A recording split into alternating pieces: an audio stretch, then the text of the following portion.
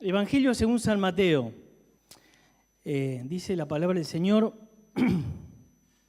12:46. Les anticipo que es un día muy largo en la cronología de Mateo, es un día muy largo, ¿ok? Con lo cual, vamos a tratar de no ser largos, pero vamos a recorrer muchas cosas que pasaron este día, casi de principio a fin, si podemos. El versículo 46 dice, mientras él aún hablaba a la gente, he aquí su madre y sus hermanos estaban afuera y le querían hablar. Y le dijo uno de la multitud que estaba en la casa, he aquí tu madre y tus hermanos están afuera y te quieren hablar. Respondiendo al que le decía esto, dijo, ¿quién es mi madre y quiénes son mis hermanos? ¿Dice así la Biblia usted? ¿Dice lo mismo que la mía? ¿Hace esta pregunta el Señor? Y extendiendo su mano hacia sus discípulos, dijo, he aquí mi madre y mis hermanos. En otro los sinópticos también agrega hermanas. Y el 50 dice, porque todo aquel que hace la voluntad de mi Padre que está en los cielos, ese es mi hermano y hermana y madre. Aquel día, ese mismo día, salió Jesús de la casa y se sentó junto al mar. Y se sentó mucha gente, casi la misma gente que estaba en la casa, o más, no sé, pero era mucha. Entrando Jesús en la barca se sentó y toda la gente estaba en la playa y les habló muchas cosas por parábolas, diciendo, he aquí el sembrador salió a sembrar y mientras sembraba, parte de la semilla cayó junto al camino y vinieron las aves y la comieron. Parte de la semilla cayó en pedregales, donde no había mucha tierra, y brotó pronto, porque no tenía profundidad de tierra. Pero salido el sol, se quemó, porque no tenía raíz, se secó. Y parte cayó de la semilla del sembrador, entre espinos, y los espinos crecieron y lo ahogaron. Pero parte cayó en buena tierra, y dio fruto, cual a 100, cual a 60, y cual a 30 por uno. El que tiene oídos para oír, oiga. Entonces, acercándose los discípulos, le dijeron, ¿por qué les hablas por parábolas? Entonces, respondiendo Jesús les dijo, porque a vosotros os he dado saber los misterios del reino de los cielos, mas a ellos no les es dado. Porque a cualquiera que tiene se le dará y tendrá más, pero quien no tiene, aún lo que tiene le será quitado. Por eso les hablo por parábolas, porque viendo no ven y oyendo no oyen ni entienden. Versículo 34 dice, todo esto habló Jesús por parábolas a la gente y sin parábolas no les hablaba para que se cumpliese lo dicho por el profeta cuando dijo, abriré en parábolas mi boca, declararé cosas escondidas desde la fundación del mundo. Y el último versículo del 13 dice, y no hizo allí muchos milagros a causa de la incredulidad de ellos, porque fíjate lo que dice el 57, se escandalizaban de él. Pero Jesús les dijo, no hay profeta sin honra, sino en su propia tierra y en su casa. Cuando me escribieron los muchachos de culto para tomar la reunión hoy, había un tema que se iba a seguir, que era algo así como encuentros cercanos con Jesucristo. ¿Puede ser? ¿Lo dije bien? Encuentros cercanos con Jesucristo. Bueno, cuando ya hace un tiempo le escribo a unos muchachos y le digo, ¿qué tema? Entonces dice, esa es la temática, te vamos a pasar, ¿cuál de los encuentros tenés que hablar vos? Pero mi cabeza ya había empezado, ¿no? Entonces un momento le escribo, ¿quién es el...? No, es tema libre, pero me quedé con el tema, encuentros cercanos con Jesucristo. No hace mucho, Horacio Pinto, no sé en qué contexto, dijo que nos faltaba hablar más de Jesús.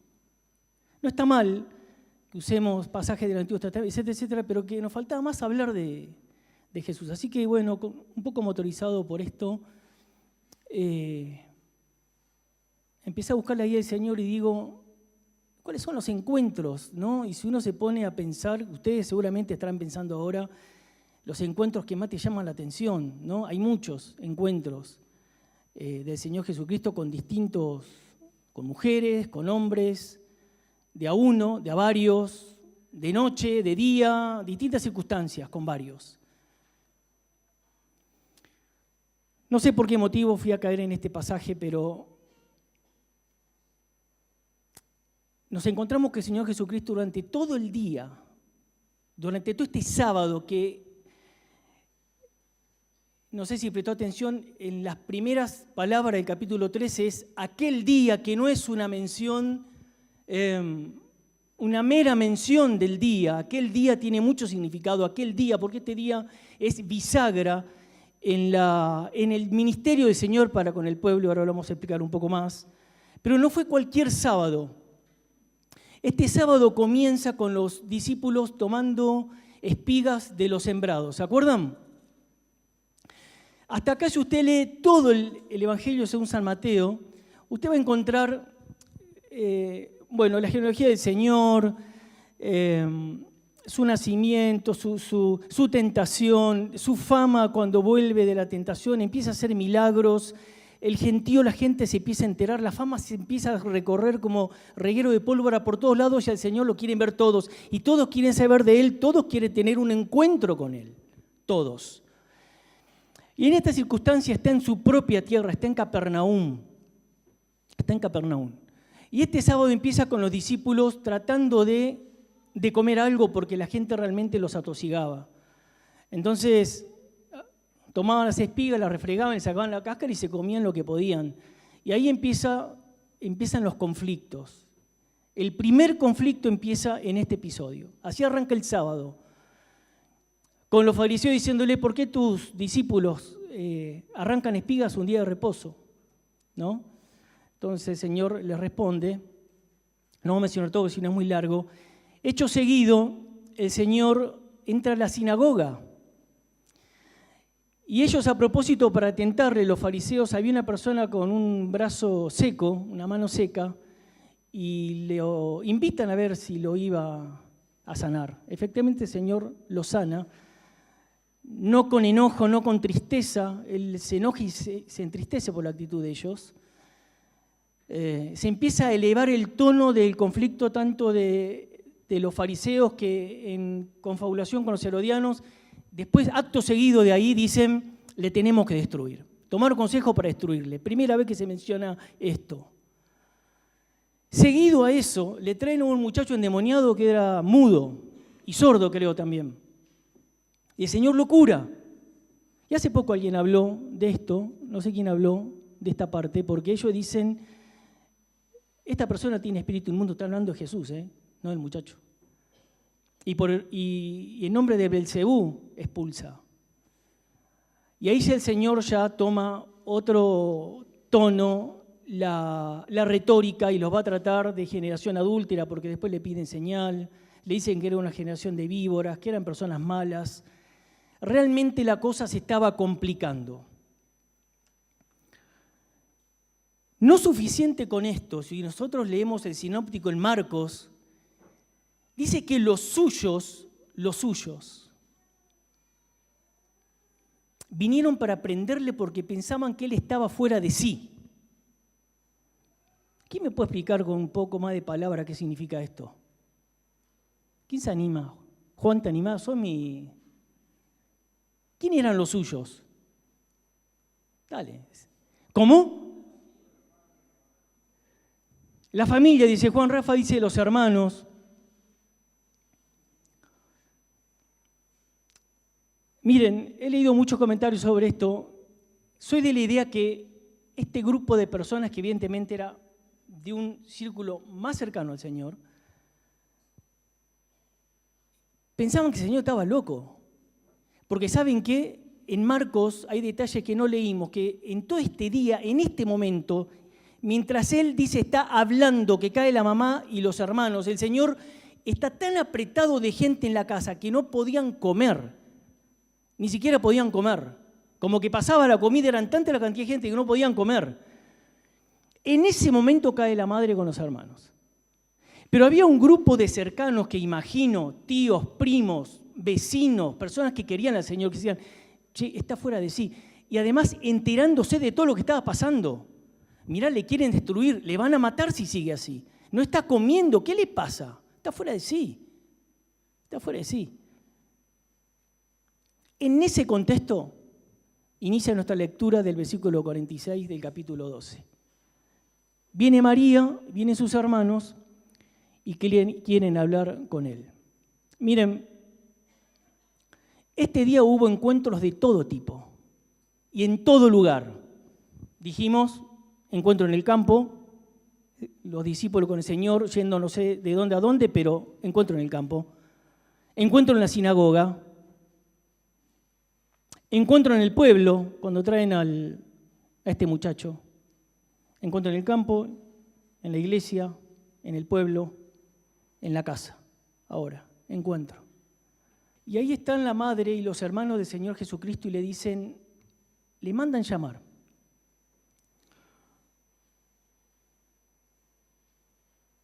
Y es curioso porque en esto de tratar de entender, y va a pasar un poco por ahí la cosa, la diferencia entre encontrar y estar cerca. Porque muchas personas encontraron al Señor. Pero todos sabemos acá que no muchos, al contrario, muy pocos, fueron los que realmente experimentaron la cercanía, experimentaron un vínculo genuino y auténtico de conocerse con el Señor. Entonces caen María, caen los hermanos y dicen, ¿le podés llamar que salga de la casa? No podían entrar de la cantidad de gente que había. Va esta persona anónima y le dice, mira, te llaman, te busca tu mamá y tus hermanos te quieren hablar. Y acá viene una parte que es tremenda, hermanos, que hace poco también alguien habló de esto, pero es tremendo porque cuesta asimilar esto si nos tocara vivir a nosotros. Que el Señor Jesucristo escucha a esta persona y le dice, ¿quién es mi madre? ¿Quiénes son mis hermanos? Entonces que levanta el dedo y señala entre la multitud a unas pocas personas. ¿Quiénes eran esas personas? Sus discípulos.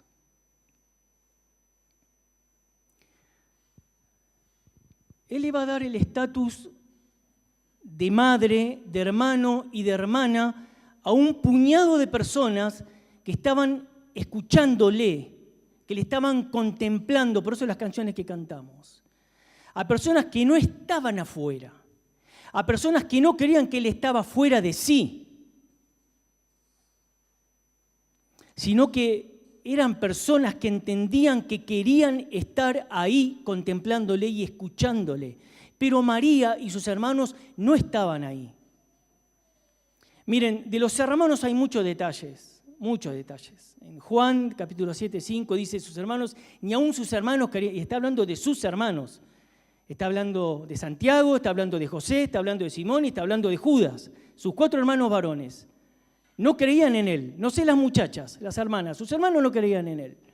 Es más, hasta le desafiaban, mirá, alguien que tiene las cosas que vos hacés, no se está escondiendo, andá a Jerusalén y mostrate quién sos. Por eso él mismo va a decir el Señor, no hay profeta sin honra, sino en su propia tierra y en su casa, y en su propia casa. Pero María es un caso especial.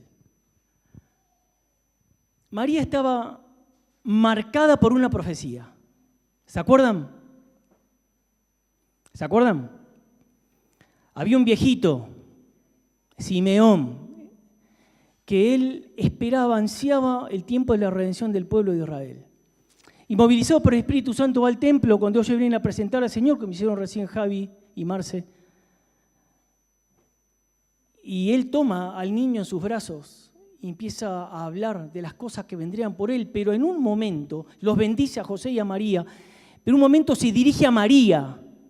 Se dirige a María, no se dirige a José y a María, no, se dirige a María. Él dice, mira María, este niño va a ser para caída y para levantamiento de muchos.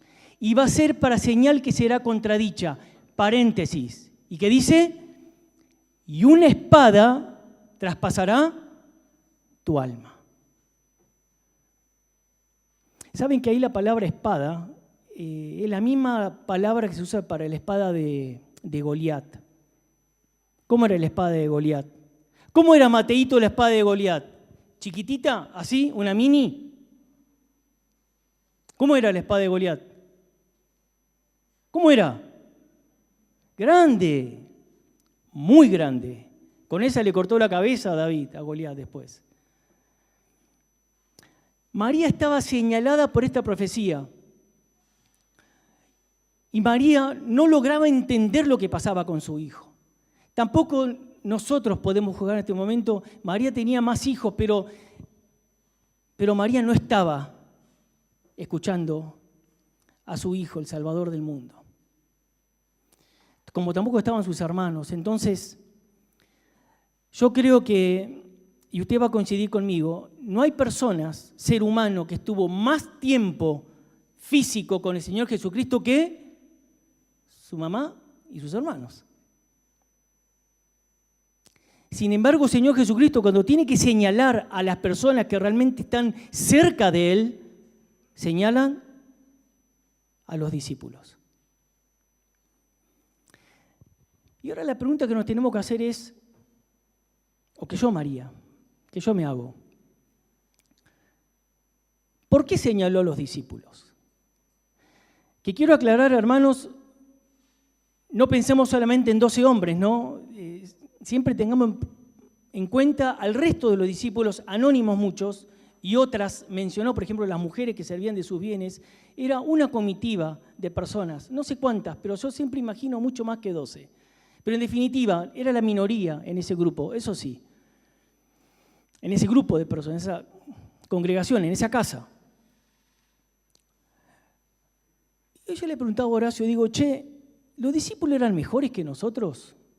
¿Vos crees, Ezequiel, que los discípulos eran mejores que vos? ¿Tomás era mejor que vos? ¿Felipe era mejor que vos? ¿Pedro?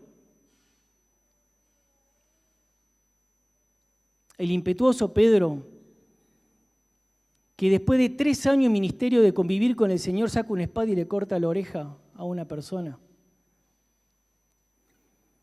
Pedro, que quiso reconvenir al Señor respecto de su rumbo hacia la cruz. Podríamos mencionar muchas cosas más. No eran mejores que nosotros, hermanos, pero ¿sabes qué? Estos hombres que estaban ahí, estas mujeres que estaban ahí, lo habían dejado todo. Lo habían dejado todo. Habían dejado empresas, esposas, familia, proyectos, sueños, el confort de donde estaban, prestigio. Imagina a Natanael, si el Señor habló de él. Vos sos un verdadero hebreo, un verdadero judío de verdad. Vos sos una persona recta. Mateo se levantó del banco de su laburo como estaba, lo dejó un trabajo seguro para seguir al Señor. Hombres con los mismos problemas que nosotros, pero estaban sentados a los pies del Señor, escuchándole. No estaban afuera, estaban adentro. Y otra cosa más. María le quería hablar. ¿De qué le quería hablar María?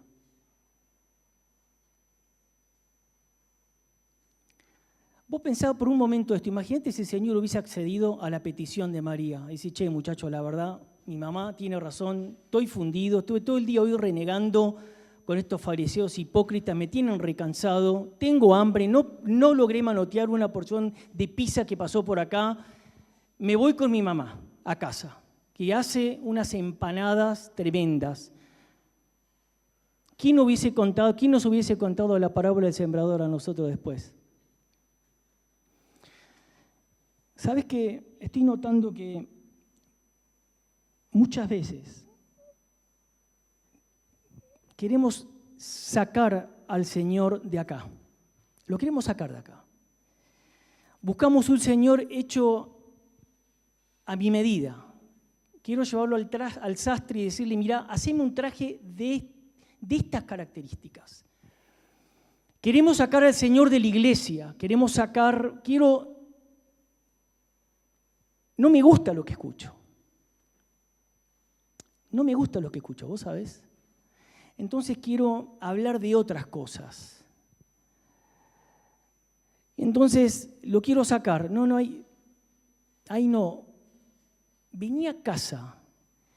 Vení al lugar que yo me siento bien, donde yo estoy en confort.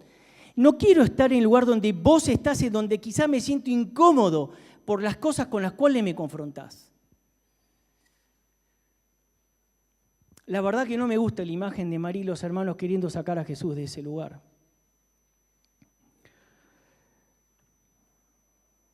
El día sigue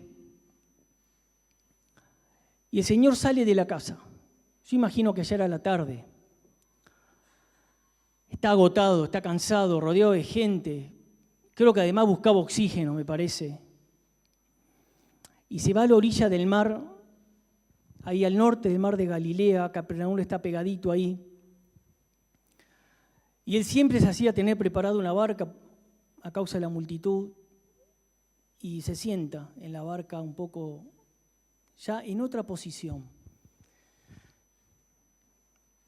Y acá viene la importancia de aquel día, porque esto es una bisagra en el misterio del Señor, porque empieza a utilizar las parábolas para referirse en sus mensajes.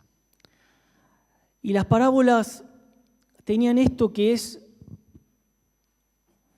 que para aquellos que tenían un interés genuino en su persona, para aquellos que realmente buscaban en el Señor satisfacer su hambre espiritual, las parábolas le eran de bendición, porque le eran revelados los misterios de las verdades eternas, le eran reveladas a través de las parábolas. Pero para las personas que no les interesaba, que simplemente habían tenido un encuentro con el Señor y que a través de ese encuentro querían tener un beneficio personal, las parábolas le eran de tropiezo. Por eso el Señor dice, al que tiene se le dará más y al que no tiene, aunque lo que no tiene, se le quitará. Porque viendo, no ven, y oyendo, no escuchan ni entienden. Mira, hace como 2 meses, no exagero, estoy leyendo Jeremías. No lo puedo terminar. Y hay una cosa que es impresionante que no la había notado, que es que esto de ver, pero no ver, y de oír, pero no escuchar, es increíble, porque Jeremías empieza su ministerio profético anunciándole lo que habría de suceder, que ya había pasado en el norte, pero que le iba a pasar a ellos, les anuncia con lujo de detalles, y la gente empezaron, todo el poder político, los reyes, lo encarcelaron, lo golpearon, le privaron de hablar, lo metieron en un pozo, lo sacaban del pozo, venía Ezequiel, le preguntaba, ¿me decís qué va a pasar? Le decía lo que va a pasar, lo volvía a meter en el pozo, lo fajaban de nuevo, lo ponían en un cepo. Llegó a estar rodeada Jerusalén con el ejército de Nabucodonosor, lo veían. Pero ¿sabes qué pasaba? Se levantaban profetas, falsos profetas, hipócritas, le dice Dios, y le dicen, no se preocupen, está todo bien, está todo bien, no pasa nada, estos muchachos ya se van, están de retiro, están de campamento, ya se van, salieron a pasear. Finalmente no pasó eso, pasó lo que él le profetizaba, pero el pueblo viendo no veía y oyendo no escuchaba y no entendía. ¿Se acuerdan lo que pasó con Esteban cuando expone hacia su defensa ante los judíos? ¿Se acuerdan? Momento final era tan poderosa la palabra de Esteban, que la gente, apretando sus dientes y en cólera, dice, taparon sus oídos y la apedrearon. Tremendo, no querían escuchar. Entonces el Señor empieza a utilizar parábolas desde este momento. Acá da 4 parábolas: la del sembrador, la de la cizaña y la buena semilla, la de la mostaza y la levadura. Y es curioso porque en el momento que da la parábola del Señor, del sembrador, porque acaba de suceder todo lo que acabamos de mencionar. Acababan de salir de la casa donde Él dice que su hermana, sus hermanos y sus hermanas son lo que hacen la voluntad de mi Padre que está en los cielos. Esos son. Esos son. Entonces ahora cuando salen, porque uno se podría preguntar, ¿no? La pregunta que íbamos a hacer, digo, entonces la condición para gozar de este vínculo con el Señor de cercanía, de intimidad, que es hacer la voluntad del Padre. Nosotros podríamos leer muchos versículos y empezar a hablar de lo que es hacer la voluntad del Padre, ¿no? David hablaba de cuánto le agradaba hacer la voluntad del Padre. Pablo escribe acerca de lo que el Señor espera de nosotros, entre otras cosas, nuestra santificación, etcétera, etcétera, etcétera. Pero yo quisiera solamente mencionar 9 principios muy básicos que el Señor les había dado días antes, un tiempito antes de esto, que es cuando Él los lleva a sus discípulos al monte y les enseña las bienaventuranzas. Él les va a decir que es bienaventurado, que es hacer la voluntad del Padre, en otras palabras, ser pobre de espíritu, llorar porque vamos a ser consolados, ser mansos, tener hambre y sed de justicia, ser misericordiosos, ser limpios de corazón, ser pacificadores y gozarnos si por su causa, si por su justicia somos perseguidos o somos vituperados.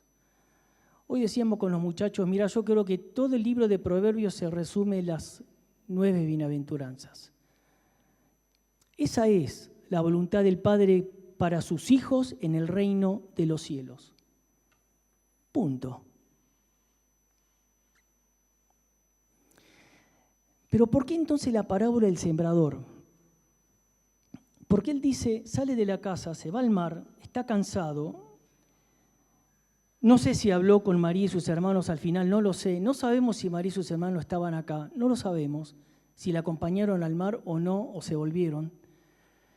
Pero el Señor abre su boca y enseña la parábola que, como dice Carballosa, dice que él hubiese preferido llamarla la parábola de las 4 tierras, no del sembrador. Entonces habla como de estos 4 estadios del corazón, ¿no? Porque yo creo que todos acá, en mayor o menor medida, todos conocemos qué tengo que hacer para agradar a Dios y hacer su voluntad, para gozar de este vínculo de cercanía, para que pase de ser un mero encuentro, un vínculo de cercanía, que el Señor levante su dedo y me diga, vos sos mi hermano, vos sos mi hermana, vos sos mi madre. Entonces Él va a decir, mira, la palabra se siembra. La palabra se siembra. Y la palabra puede caer en 4 lugares. En el camino, sobre piedra, donde tiene un poco de tierra arriba, entre espinos o en buena tierra. Él va a explicar esto después. Ellos le piden que le expliquen la parábola, los discípulos. No lo leímos, pero creo que si alguien no leyó la Biblia antes, se lo puede leer, se nos ha ido el tiempo. Pero yo lo que quiero mencionar es esto, que, mira, y se lo decía un hermano hoy, Siempre en todo campo que vas a sembrar hay camino. Esto es indefectible. Indefectible. A mí me ha tocado sembrar con caballos y con arado manual, o más que hacerlo yo, ver a mi abuelo hacerlo. Me ha tocado sembrar desde arriba un tractor y me ha tocado ver sembradoras hacer el trabajo. Siempre hay camino. Imposible. Salvo que sembremos con drones, Luis, bueno, pero de alguna forma hay que mover la tierra, así que siempre va a haber camino. Y la semilla que cae en el camino, dice que, en su explicación el Señor dice que viene el malo, el enemigo, que es esa ave que ve la semilla que no cayó dentro del surco de la tierra y levanta la palabra y se la lleva. El punto es, ¿cuántos caminos hay en nuestro corazón? ¿Cuántas huellas hay en nuestro corazón? Vos sabés que hay un patrón en común cuando le damos lugar en nuestra cabeza y en nuestro corazón a muchas, ¿cómo decirlo?, filosofías o muchos pensamientos, doctrinas, y escucho acá y escucho allá y picoteo en tal lugar. Hay un patrón en común que ese corazón se hace tremendamente difícil que la semilla de la palabra tenga cabida en esa vida, en ese corazón. Con lo cual es tremendamente fácil para el enemigo pasar y levantar la palabra y llevársela. En segundo lugar, hay un corazón que tiene piedra abajo. Y vos sabés que la característica de este corazón es muy curioso porque la plantita brota pronto, y eso es cierto. Una semilla que cae en la profundidad de un surco que tiene entre 15 y 20 centímetros, o según lo que se siembre, tarda más en salir que si la semilla está en poca tierra. Pero dice el Señor, viene el calor, hace calor, no tiene humedad, esa parte, entonces ¿qué pasa? Se seca. Se seca. Un corazón duro, un corazón que no es permeable a la palabra. No es permeable a aprovechar de la cercanía del encuentro con el Señor, que su palabra quiebre el corazón, que rompa moldes. Ahora vamos a decir algo de eso, pero el tercer corazón, el tercer estadio del corazón es un corazón que está sucio, con espinas, con espinas. Mira, muy difícil trabajar con las espinas. De hecho, las espinas en nuestra tierra son producto de una maldición de Dios hacia el hombre cuando pecó. Entonces, el Señor dice, mira, hay otra tercera semilla que va a caer en lugar, si cae entre espinos, se va a ahogar. Vos fíjate que no dice que no va a dar frutos. La planta está, pero no da frutos, porque está ahogada. En nuestra casa había un arbolito que mis hijos no lo quieren sacar. Yo lo hubiese sacado porque tiene toda una historia. Pero no lo saqué, pero le puse un limonero al lado. Este arbolito no lo vi nunca. Es como una especie de granada, pero da granadas chiquititas, muy chiquititas. Mini granadas. Parece una granada, un árbol de granada tipo bonsai. La cuestión es que desde que pusimos el limonero, creció exponencialmente. Vos sabés que dejó de dar fruto, no da más fruto. Está viva la planta ahí, pero no da fruto. Bueno, esa es una característica de un corazón sucio. Por eso en las bienaventuranzas, la bendición del limpio de corazón es que ve a Dios. Es ver a Dios. Y el cuarto corazón es un cuarto corazón que está surcado. Un corazón que está limpio, la tierra está removida, no hay roca, no hay piedra, no hay espinos, hay limpieza. Y hay una semilla que logra caer, que se cubre, hay humedad y esa planta crece y da frutos. Y por un grano da una espiga de 100 granos, de 60 granos o de 30 granos. Entonces, así termina el día del Señor, un día largo, agotador, pero termina con esta serie de parábolas, entre las cuales la primera es esta. Y hermanos, yo creo que no hay mejor cosa. Cantamos antes a tus pies.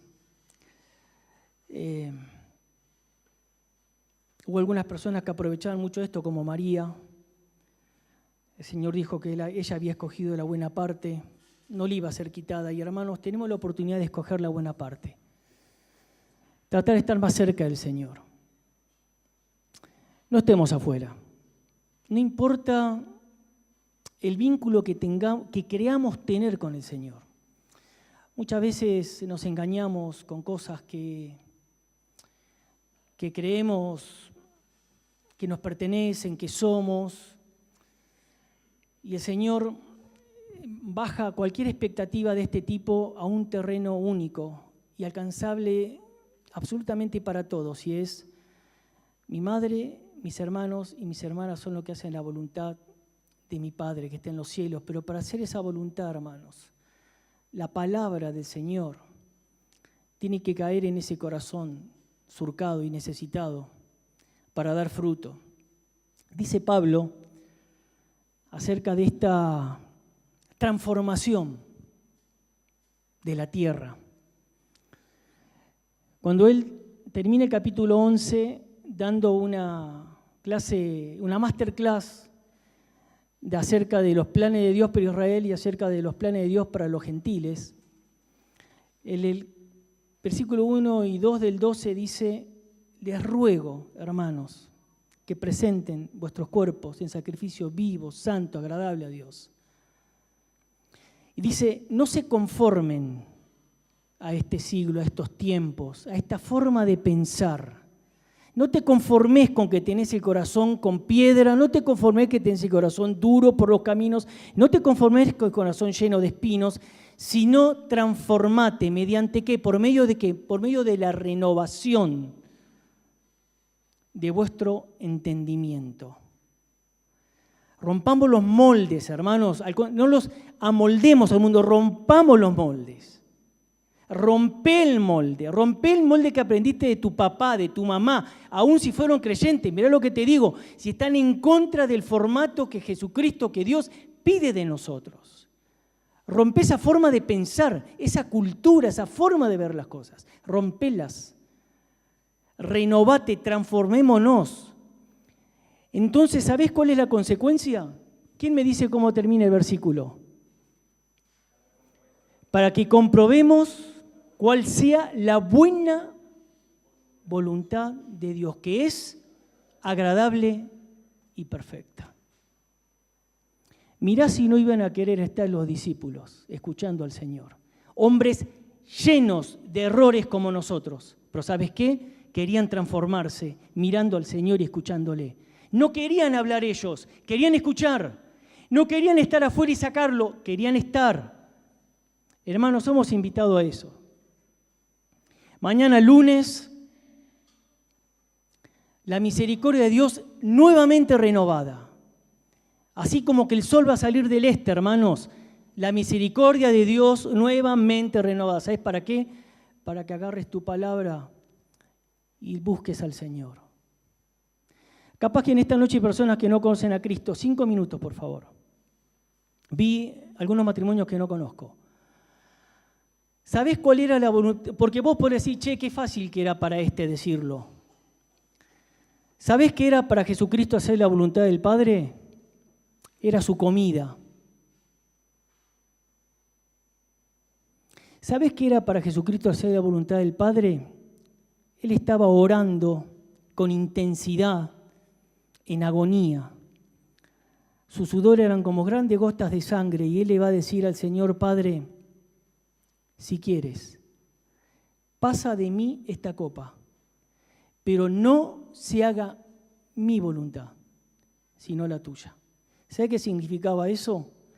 Lo que nos leyó Ezequiel momento antes, que él iba a padecer en la cruz por nuestros pecados. Así que si vos querés tener una vida transformada, una vida de victoria, una vida de frutos, no de fracasos, queridos, no puede el cristiano ni las personas que se acercan a Jesús vivir una vida de fracaso en fracaso, de problema en problema. No podés, hermanos. No tuviste un encuentro con Jesús. El Espíritu Santo de Dios no está en tu corazón. No podemos tener una vida infructuosa, hermanos. No puede ser que en nuestra vida no tengamos fe, amor, gozo, paz, paciencia, mansedumbre, benignidad. No puede ser. No puede ser. Entonces, si hay alguien acá que quizás pensó que para Jesucristo era decirlo, no, Jesucristo lo hizo. Él vino para hacer la voluntad del Padre y para comprar tu perdón, mi perdón, al precio de la sangre en la cruz.